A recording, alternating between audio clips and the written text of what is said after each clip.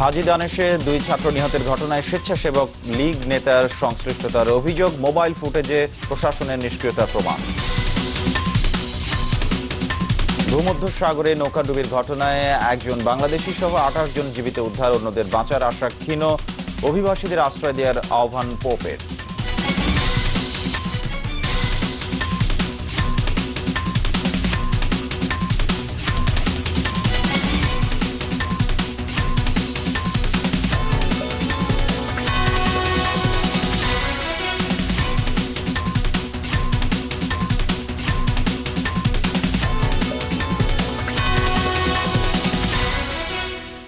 আপনাদের সবাইকে শুভেচ্ছা, আমন্ত্রণ এখনকার যমুনা নিউজে। সাথে আছি শামসুজ্জোহা।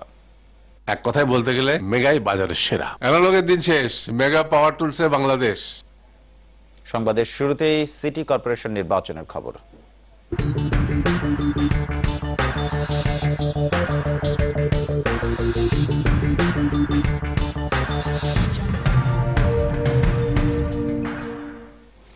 নির্বাচন ইশতেহারে অবাস্তব আর এখতিয়ার বহির্ভূত প্রতিশ্রুতি দিচ্ছেন বেশিরভাগ মেয়র প্রার্থীরা। বিশেষজ্ঞরা বলছেন, বিদ্যমান আইনে পাবলিক বিশ্ববিদ্যালয় স্থাপন, কমিউটার ট্রেন চালু কিংবা হরতাল অবরোধ বন্ধের কোনো সুযোগ কর্পোরেশনের হাতে নেই।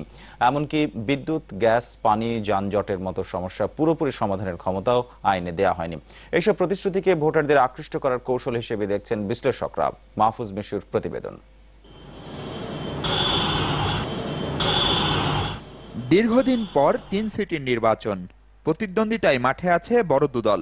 কাগজে কলমে এই নির্বাচন অরাজনৈতিক হলেও বেশিরভাগ মেয়র প্রার্থী দল সমর্থিত। এবার আলাদা করে